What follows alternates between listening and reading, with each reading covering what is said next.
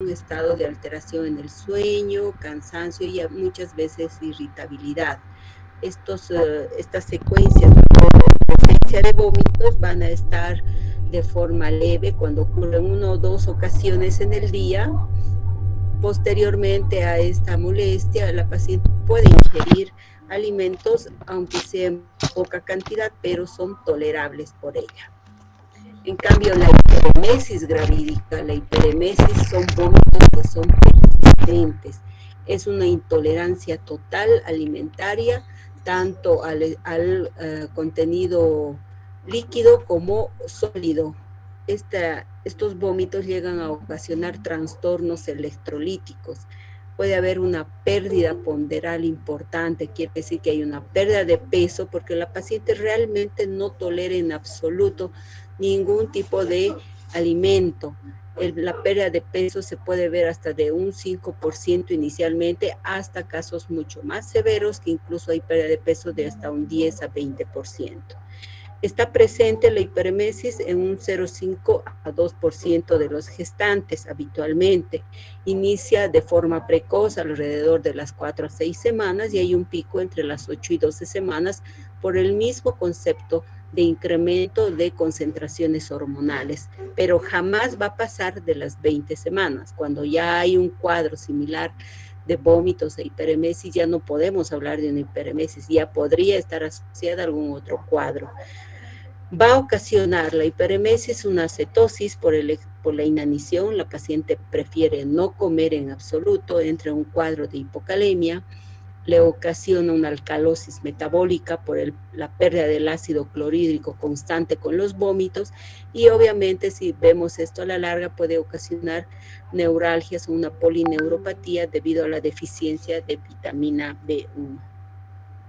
Entonces, nuestra paciente que está todo el tiempo vomitando con inanición, va a estar hipovolémica, puede estar acompañada de signos de deshidratación. El grado de deshidratación va a ser relativo al cuadro de vómito que va a tener pérdida de peso, taquicárdica, hipotensa, oligúrica, ya con un cuadro de respiración disneica para compensar la alcalosis metabólica. Puede incluso tener a la larga esta paciente lesiones a nivel hepática, una necrosis de la porción central de los lóbulos, una degeneración grasa, una retinitis hemorrágica por el esfuerzo que hace la paciente en el momento de la picada del vómito e incluso ir acompañada de una encefalopatía de Wernicke-Korsakoff por la deficiencia de vitaminas. La etiología definitivamente es hormonal, pero no es el componente principal. Puede haber una predisposición familiar y definitivamente el componente psicológico pesa mucho en el grado de manifestación de esta patología que presenta la paciente. Socialmente, más frecuente en gestaciones que no han sido planificadas, no deseadas, en pacientes jóvenes, adolescentes, inmaduras, a cuales se ha presentado el embarazo de forma inesperada, o aquellas que son primíparas, pero con edades ya extremas, mayores a 35 años, o el otro componente ya en adolescentes cerca de los 15 a 20 años. Va acompañado de una afección gastrointestinal, obviamente, ¿no? Un cuadro de un vómitos todos los días, la paciente sigue produciendo ácido clorhídrico y el componente de una gastritis es inminente. Se favorece por la disminución de la acidez gástrica y los cambios de inmunidad. La paciente no ingiere alimentos, la paciente está en inanición, hay una alteración del pH gástrico, puede haber también un componente infeccioso por la presencia del Helicobacter pylori y deficiencia de piridoxina.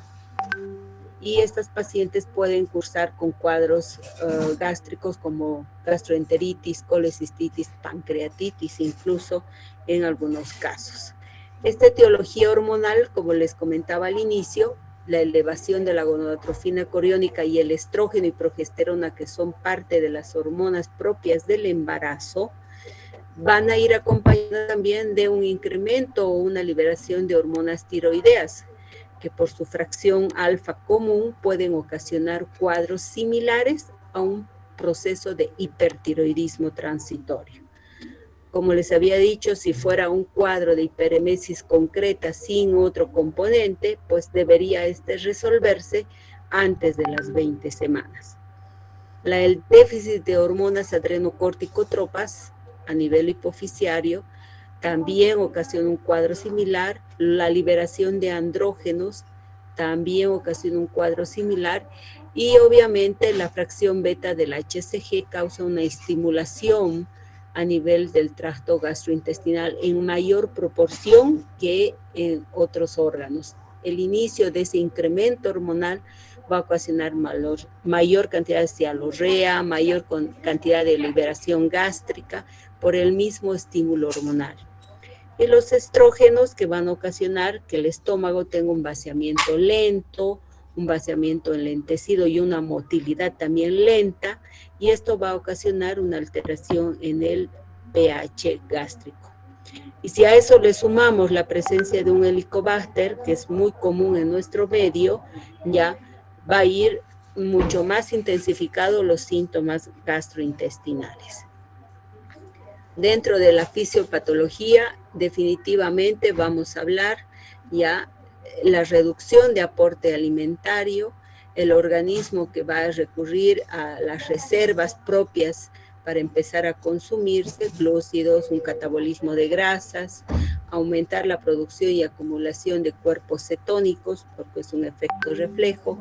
La paciente está oligúrica, cetonúrica, empieza a haber una acidosis metabólica, y obviamente si a eso le sumamos las pérdidas con el vómito de ácido clorhídrico, empieza a tener cuadros de deshidratación, ya hiperglobulia porque está más concentrado, su sistema de tercer espacio totalmente deplesionado, el sistema vascular, la deshidratación va a ser extracelular inicialmente, después será intersticial o intraplasmático, y obviamente con la eliminación de sodio, cloro, potasio va a haber un desequilibrio total a nivel de electrolitos.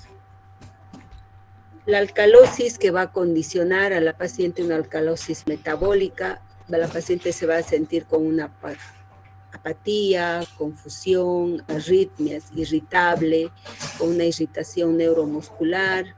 Cuando la alcalosis está ocasionada por diuréticos, puede inducir también un vómito en casos de bulimia.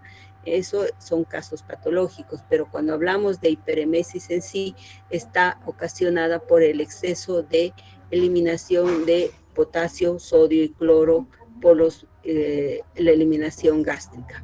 En la gasometría vamos a ver que hay un cambio total en todas las concentraciones de pH, tanto en la PCO2 como en la PO2, que son las concentraciones de oxígeno y CO2, a nivel del bicarbonato. Vamos a ver un cambio en las saturaciones de oxígeno, o sea que nos da un cuadro que puede incluso cursar con un cuadro de arritmia debido a esa alteración hidroelectrolítrica que se va a ver en la paciente. Se recomienda siempre realizar un diagnóstico gasométrico en estas pacientes ya de inicio dentro de las, porque puede ocasionar una alteración ácido-base muy importante. O sea que nuestra paciente, si hay un diagnóstico de hiperemesis, hay que realizar una gasometría. Esta alcalosis se va a ver un incremento de las concentraciones de CO2 plasmático, elevación del pH, ya es un efecto compensador, y por lo común la pérdida de hidrogeniones por los vómitos a través también de la orina, va a haber una retención de bicarbonato, y ahí vamos a ver los contenidos altos de cloruro. La pérdida de hidrógeno a nivel gastrointestinal, vómito, aspiración, tratamientos con antiácidos que reciben muchas veces las pacientes, va a ocasionar una diarrea. Ahí va a haber depresión de cloro. Entonces, hay por ambas vías y tenemos que ver que la retención de CO2 puede, la retención de bicarbonato puede ocasionar también en las pacientes un síndrome, un síndrome de leche alcalina, así se le llama, porque es un buffer que se va a utilizar para compensar a estas pacientes. Pero, ¿qué es lo importante de esto?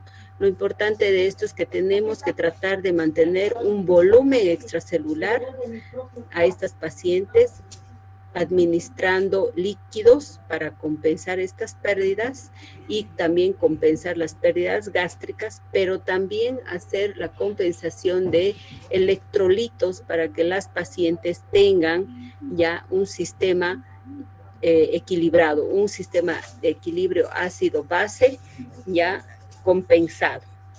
Obviamente el factor más importante es revertir el incremento de bicarbonato y revertir la alcalosis metabólica, evitar la perpetuación de ese desequilibrio. Entonces, lo que vamos a ver en estas pacientes ya es que al haber una reducción de potasio y va a haber un desequilibrio hidroelectrolítico debido al vómito o a la liberación gástrica, nosotros tenemos que ver sus mecanismos compensatorios, la alcalosis, y ver la concentración de electrolitos tanto a nivel plasmático como a nivel urinario. Y esa hipocalemia que tiene la paciente, que va a mantener una alcalosis, va a producir un incremento de la reabsorción de bicarbonato a nivel renal. Por ende, la paciente tiene que ser compensada, no solo con líquidos, sino también con correcciones de las concentraciones del déficit de potasio y sodio. Para nuestro diagnóstico, definitivamente la clínica es importante, no solamente de hacer una indagación exhaustiva en la paciente del grado de intolerancia alimentaria, de la frecuencia de vómitos, de los signos de deshidratación, de los signos de pérdida de peso, el porcentaje de pérdida de peso.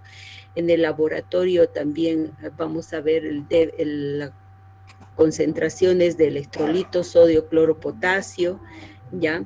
El laboratorio que nos va a indicar la posibilidad de que la paciente esté hemoconcentrada, vamos a pedir una gasometría para ver la alcalosis metabólica, las transaminasas para ver cómo está nuestra función hepática. No se olviden que la paciente puede cursar con un cuadro hepático de un hígado graso, ver cómo están las hormonas tiroideas, porque esta tiene un reflejo por la fracción B-alfa de la gonadotrofina.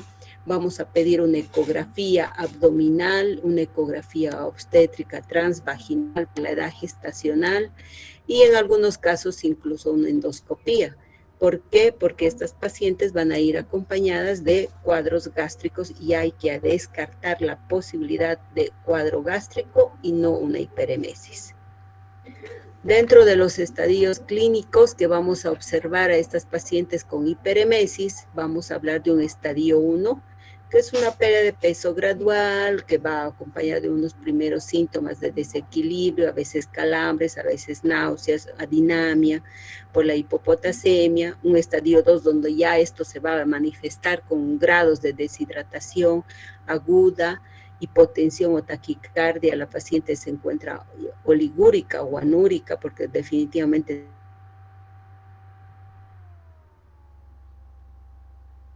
no el electrolitos, taquicardia, hipotensión, y si le hacemos un electrocardiograma, pues vamos a ver inversión de ondas T en estas pacientes justamente por la hipopotasemia. En un estadio 3, ya vamos a ver que la paciente puede contener metalgias en la mucosa esofágica o incluso en la gástrica, vómitos sanguinolentos, puede ir con una aneuritis periférica, una hiporreflexia, puede ir con una alteración renal, una cetonuria, una retinitis hemorrágica por ese mismo esfuerzo que va a ocasionar fragmentación vascular, microvascular y por ende también estas alteraciones. Y un estadio 4 que definitivamente ha perdido tanto peso, está emaciada la paciente, ya está con signos de alcalosis metabólica, que es necesario incluso ingresarla a unidades de terapia intensiva y si no se logra compensar, si no ha producido una falla orgánica, puede llevarle incluso a la muerte. Estos diagnósticos, la anamnesis es muchas veces dirigida la familiar, porque es el familiar quien va a manifestar que definitivamente la paciente no ha estado consumiendo alimentos varios días y se la pasa durmiendo. Ese es el común o frecuencia con la que manifiesta.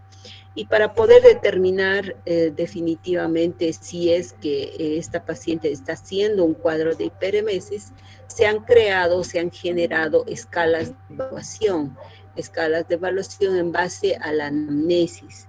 No sin antes también ayudarnos de los exámenes de laboratorio, vamos a tener las glicemias, la cetonuria, el hemograma, ya vamos a indagar sobre la pérdida de peso de la paciente y obviamente en el examen físico ver cuadros de taquicardia, hipotensión, el grado de intolerancia que puede tener. Y la ecografía para poder descartar una patología que también es muy frecuente, pero que puede ir acompañada de hiperemesis, como es la enfermedad trofoblástica. Entonces, para poder evaluar una escala de Piuque que se generó ya hace bastante tiempo y en la cual nos ha permitido realizar un manejo más concreto de la paciente, son básicamente 3 preguntas principales y haciendo referencia a los grados o a la frecuencia con que la paciente o siente náuseas o vomita. La primera pregunta durante el día, ¿cuánto tiempo se siente nauseosa? ¿Todo el tiempo? ¿Una sola vez al levantarse? ¿Cada 2 horas? ¿Cada hora? Entonces, cada uno de los puntajes van a tener cada uno de los parámetros va a tener una puntuación, como la que está descrita. La paciente nunca tiene náuseas, 1. Cuando tienen náuseas, menos una vez en una hora, cada 2 a 3 horas o cada 4 a 6 horas van subiendo los puntajes. O las pacientes de cuántas veces vomita en el día. 1, cuando no vomita nunca. Cuando vomita de 2 a 3 veces, una puntuación de 2, más de 3 veces 3 y así sucesivamente. ¿Cuántas veces tiene arcadas pero sin llegar al vómito? Las arcadas son ese esfuerzo que va a hacer la paciente, ya, y las mismas manifestaciones durante el tramo del día. Teniendo esta evaluación de la escala de Pew, que nos va a ver ya si es leve, una escala leve, que no significa riesgo para la paciente, una puntuación de menos de 6 puntos, moderada cuando es de 6 a 12 puntos, o grave más de 13 puntos. Grave cuando aquella paciente está nauseosa todo el día, vomita más de 5 o 6 veces, tiene, además de los vómitos y las náuseas, tiene arcadas constantes, entonces esa paciente tiene una escala de severidad y de riesgo mayor. Teniendo eso más los exámenes de laboratorio que comúnmente debe tener toda paciente, desde un hemograma, un grupo sanguíneo, un perfil renal, un perfil hepático, viendo cómo está la función hepática, renal, incluso pancreático muchas veces, porque estas pacientes, ya les he dicho, pueden ir incluso con cuadros más severos y un perfil de coagulopatía en algunos casos, ya poder determinar si realmente está compensada su función renal y compensada su función hepática, y si no estuviera, entonces incluir en el tratamiento estos manejos. Y definitivamente el ionograma que nos marca la diferencia de ver cuánto tenemos compensar el déficit de potasio, la hipopotasemia, o cuánto tenemos que revertir la alcalosis metabólica. Esta alteración hidroelectrolítica debe ser corregida porque la sola hidratación de la paciente no logra corregir estas alteraciones ni tampoco logra corregir las alteraciones metabólicas. Y además, como les decía al inicio, ver si el perfil tiroideo no va acompañado de este cuadro que puede ser transitorio, pero que también podría estar adjunto a un cuadro de mola hidatiforme y ser enteramente a causa de la mola, el cuadro de hiperemesis. Entonces, el perfil tiroideo también debe ser incluido en las pacientes con hiperemesis y diagnosticar aquellas que desencadenó el embarazo también un hipertiroidismo primario, o sea que la paciente sea hipertiroidea y que además esté haciendo hiperemesis gravídica. Entonces ahí vamos a tener los valores de TSH y T4 libre incrementadas. Puede ser subclínico cuando es solamente la T4 libre que estaría fuera del valor normal. En esos casos el manejo se va a dirigir más al cuadro de hiperemesis. Ahí les he puesto un cuadrito pequeño para poder entender el asunto de la alcalosis. Es algo complicado al inicio, pero resulta cómodo después para ver si esta es metabólica o es respiratoria. Cuando hablamos enteramente de un cuadro de hiperemesis, hablamos de un cuadro de una alcalosis enteramente metabólica. El diagnóstico diferencial. Ya han visto ustedes que muchas patologías pueden ir acompañadas de náuseas y vómitos incoercibles, pero hay diagnóstico diferencial. El principal es el de la mola hidatiforme, que las pacientes por el exceso de liberación hormonal en la mola van a hacer una manifestación de hiperemesis muy temprana e incluso van a simular un cuadro de tirotoxicosis o una hipertiroidismo clínico. Gestaciones múltiples van a ir acompañadas de hiperemesis, una preeclampsia o un síndrome de HELLP también puede ir acompañada de náuseas y vómitos, pero tiene otra connotación clínica además, ¿no? Va a tener hipertensión, se presenta después de las 22 semanas, entonces son diagnósticos diferenciales que hay que ir haciendo. El hígado graso en el embarazo, que también nos puede dar una alteración en los perfiles hepático y renales, además del polidramnios. El diagnóstico diferencial fuera de los cuadros obstétricos y de embarazo también hay que hacerlo con cuadros que no son obstétricos, como los cuadros gastrointestinales, ya lo habíamos referido, cuadros de pancreatitis, gastritis, presencia de helicobacter, una gastritis con helicobacter, cuadros geniturinarios, las infecciones urinarias, los cólicos renales o la presencia de tumores anexiales que se han torcido, los torsión de quiste de ovario también puede ir acompañada de náuseas, vómitos y dolor. Algunas patologías endocrinológicas, el hipertiroidismo, como habíamos mencionado, la enfermedad de Graves, cuadros neurológicos, cuadros de migraña, laberintitis que pueden ir acompañados de náuseas, vómitos, cefalea. Farmacológicos con el consumo de opioides, y trastornos de conducta alimentaria que pueden tener pacientes que tienen problemas psicológicos o psiquiátricos, anorexia y bulimia, que son frecuentes también y había que indagar. La clasificación de si la paciente está con un cuadro leve, un cuadro grave, es importante de acuerdo a la manifestación de la escala de Piuque que les había mencionado y tiene como finalidad para ver si vamos a hacer un tratamiento ambulatorio o vamos a hacer un tratamiento hospitalario.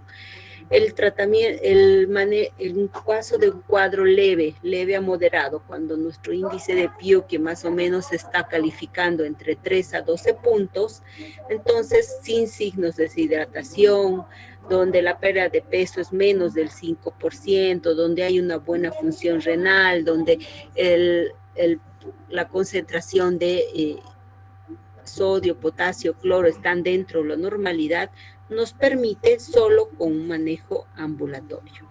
Pero cuando aquellos criterios son más severos, cuando el índice de Piuque es mayor, cuando la intolerancia de líquidos sólidos es casi nula, la paciente está deshidratada, la pérdida de peso es mayor al 5%, sabemos que un manejo ambulatorio va a ser un fracaso y debemos manejarla como paciente que debe ingresar a internación.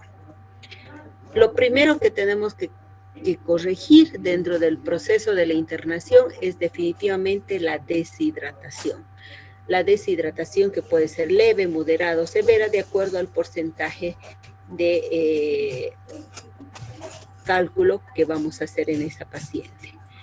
Y el manejo de la paciente, si vamos a hablar de un manejo ambulatorio, no sin antes haber descartado la posibilidad de todas las otras patologías, pues nuestro tratamiento va a ir dirigido a compensar esa deshidratación, a descartar la posibilidad de otra patología, y si es una paciente que va a ser ingresada en internación, pues en la misma internación también se tiene que tomar los mismos parámetros. Compensar la deshidratación, corregir la alteración hidroelectrolítica y descartar otras patologías. Entonces, para hacer la corrección de líquidos, vamos a pensar que las necesidades basales de toda paciente de agua con en promedio vamos a hablar de 35 cc de líquido por kilogramo hora, que las concentraciones de sodio van a estar alrededor de 70 mil equivalentes día y de potasio entre 40 y 60. Eso debería ser el estándar, lo basal, lo normal. Y como nuestra paciente puede tener pérdidas concurrentes, nosotros tenemos que hacer la reposición en esa proporción, tener un sodio alrededor de 40 a 65 mil equivalentes, del potasio entre 10 mil equivalentes y cloro alrededor de 100 mil equivalentes. La reposición siempre va a ser dinámica porque yo le puedo colocar a la paciente 2000 de solución que más o menos compense de acuerdo al peso que tiene, ya, pero esa paciente no se olviden que puede seguir vomitando, puede seguir náuseos, entonces tengo al día siguiente con un nuevo control de laboratorio volver a hacer otra vez una corrección, tanto de líquidos como electrolitos. Los sueros que se recomienda inicialmente glucosado al 10%, no se olviden que es una paciente que está en inanición, está consumiendo todas sus reservas. También se puede usar ringerlactato o un fisiológico. Un volumen estándar que manejamos es unos 500 cc en 8 a 12 horas y luego otros 500 cc en las siguientes 12 horas. No recomendamos volúmenes a chorro por el riesgo de encharcamiento y edema agudo de pulmón, y porque además esta paciente no solamente está deshidratada y está con hiponatremia, también está con hipoproteinemia, entonces tenemos un riesgo alto de posibilidad de complicación. Si existe hipopotasemia, también vamos a añadir a esa solución cloruro de potasio, no sin antes que a nuestra paciente le hayamos hecho un electrocardiograma inicial, eso de norma.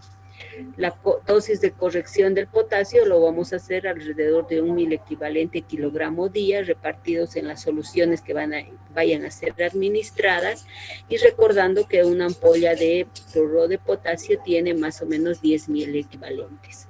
Jamás sobrepasar más de 100 y en infusión lenta, ¿no? Para una paciente que esté con un peso suficiente, normopeso, que no haya tenido una pérdida masiva de peso, serán suficientes cubrir entre 20 a 30 mil equivalentes en 8 horas, y ahí se lo puede añadir a la solución glucosada. El tratamiento ambulatorio, ya que nuestra paciente no ha entrado dentro de esos criterios de severidad, el tratamiento ambulatorio va a consistir en la administración de, primero, medidas higiénico-dietéticas, luego acompañada de algunos antieméticos, principalmente la doxilamina más piridoxina, que ya viene en el mismo comprimido, 10 miligramos, un comprimido vía oral cada 8 horas. Si persiste la sintomatología, podríamos incrementar a cada 6 horas. Hay otros componentes ya en el mercado, como son el jengibre, que se lo ha utilizado con muy buenas respuestas. Viene con comprimidos de 100 miligramos por día, están bien tolerados. Algunas otras composiciones que ya vienen, la asociación de dimenhidrinato y antagonista H2, porque no se olviden que esta paciente tiene una hipersecreción gástrica, entonces los antagonistas H2 nos van a ayudar también a este manejo ambulatorio, y la metoclopramida, que también es otro muy bien utilizado en el mercado, en dosis de 5 a 10 miligramos cada 8 horas, acompañado de un protector de la mucosa gástrica, el amalgato habitualmente, o algún otro antiácido. Las piridoxina definitivamente ha sido muy bien manejada. La dosis de 25 miligramos cada 8 es muy efectiva para el control no solo del estado náuseos y vómitos, y no tiene efecto teratogénico. Sigue siendo considerada esta primera línea de tratamiento, doxilamina más piridoxina, que tenemos en el mercado. La segunda línea de tratamiento y de manejo va a ser el dimenhidrinamato, 50 miligramos vía oral cada 8 horas, acompañado de un antihistamínico, generalmente los bloqueantes H1. En pacientes que presenten una alteración del ionograma, va a oscilar estos cambios de concentración del cloruro de potasio en cada solución. Como les había dicho, es un cambio dinámico, porque se hay que corregir todos los días, de acuerdo al control de laboratorio.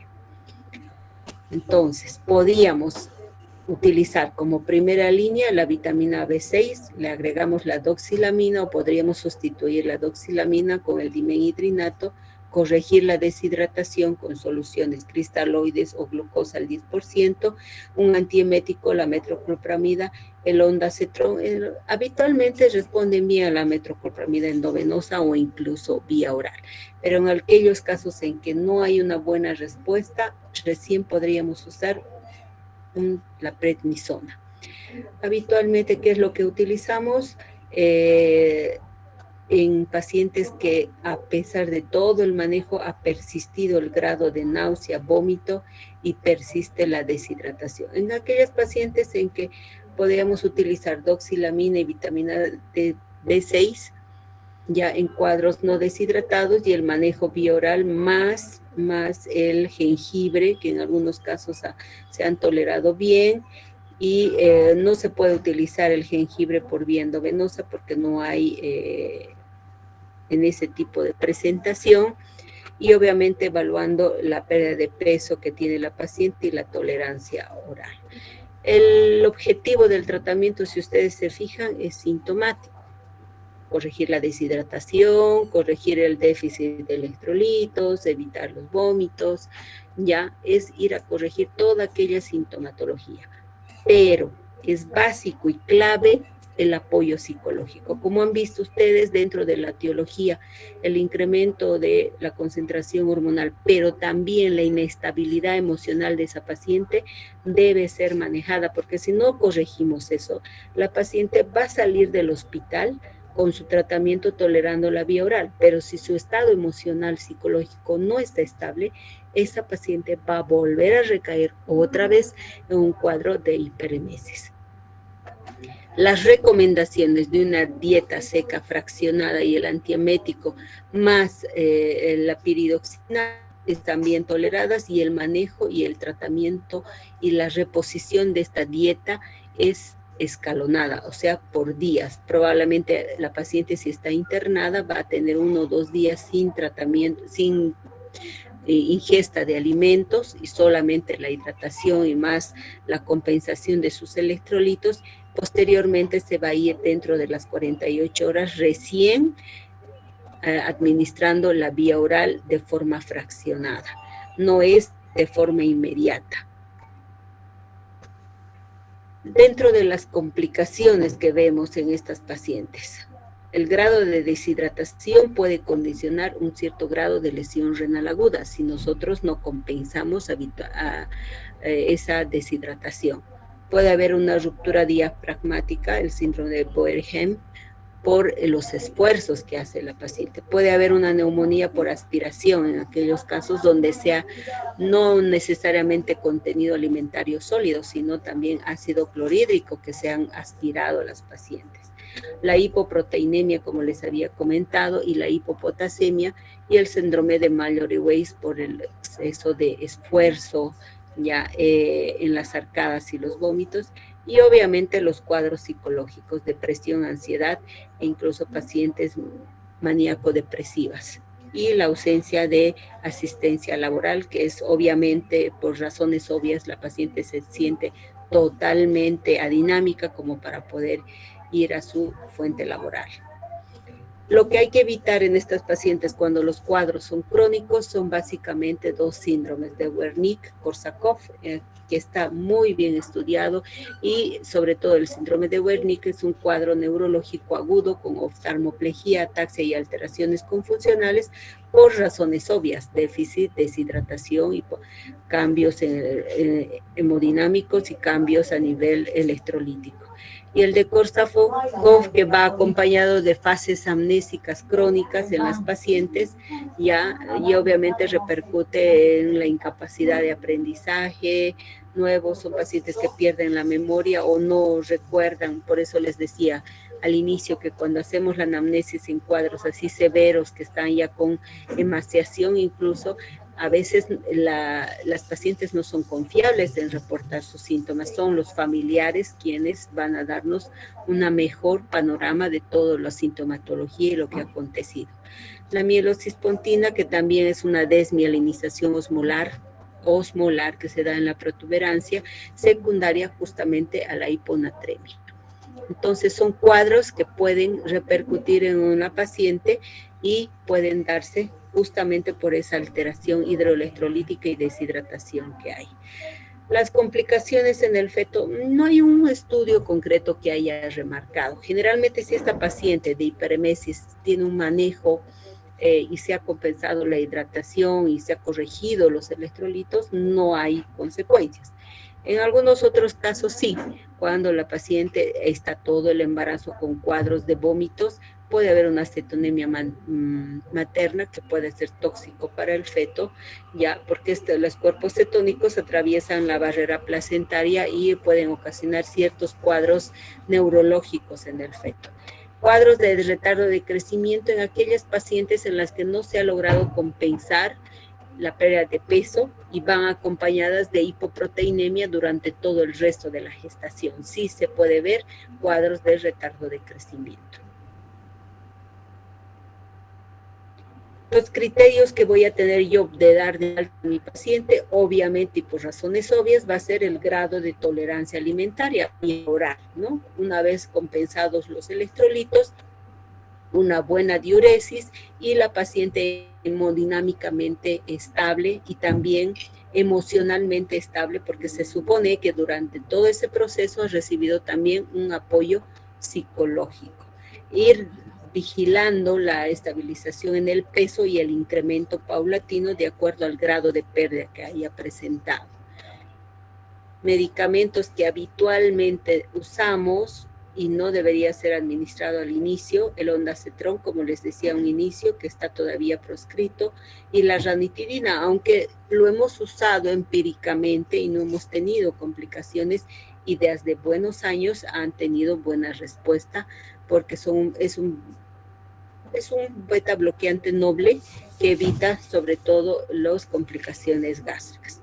Y la metoclopramida, que obviamente está recomendado tanto en vía oral como en vía endovenosa, en dosis de 5 a 10 miligramos cada 8 horas.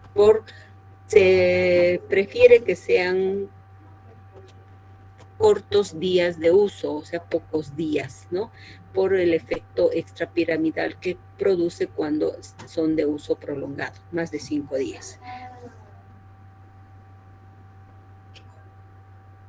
El reposo en cama, la dieta este es un tratamiento no farmacológico, pero de apoyo a la paciente, ya que la puede ayudar a mantener o manejar su buena tolerancia después de haber salido del hospital. Una dieta fraccionada, una dieta rica en proteínas, carbohidratos secos, cantidades que van a ser fraccionadas pero frecuentes, infusiones naturales que puede ir tolerando, la psicoterapia como les decía, suspender el tratamiento ferropénico porque el hierro y la liberación de exceso de ácido clorhídrico a nivel gástrico pues van a repercutir y van a nuevamente desencadenar su cuadro de hiperemesis. ¿Qué tipo de alimentos puede consumir y cómo se organiza en la alimentación? Es algo que nosotros tenemos que enseñar a la paciente, sobre todo en todo este proceso. Evitar el consumo de irritantes, alcohol, cafeína, ácidos, bebidas muy calientes. Aquellas pueden utilizar mejor las comidas frías o aquellas que ellas seleccionen. Puede haber pacientes que toleren mejor lo frío y lo dulce o lo salado y frío. Ellas van a ir a seleccionar el tipo de alimento que habitualmente toleren mejor. ¿Cómo organizan las comidas? Se recomienda que sean fraccionadas y frecuentes, o sea, cantidades pequeñas, pero tomas frecuentes, de 5 a 7 tomas, y de acuerdo al tipo de alimento que ellos vayan a tolerar mejor. Algunas tolerarán mejor galletas y pan tostado, otras solo cereales o frutas, entonces se deja a libre disposición de la paciente de todo aquel alimento que no le ocasione molestia ni náuseas. Y obviamente recordarles que deben consumir esos alimentos con forma cautelosa, con calma, despacio y en ambientes tranquilos, porque también eso les ocasiona. Y la presencia de olores, ¿no? Olores que también pueden desencadenar otra vez su cuadro. Que el consumo de líquidos siempre sea en porciones de sorbos, cantidades pequeñas, sorbos pequeños o en cucharas si quieren, cada 10 a 15 minutos para no distender en forma exagerada el contenido gástrico, el estómago y de eso evitar que se ocasione un vómito. Bien, creo eso es todo.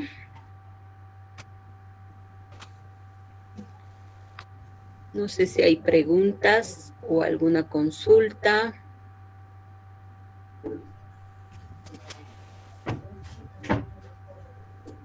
Nunca preguntan.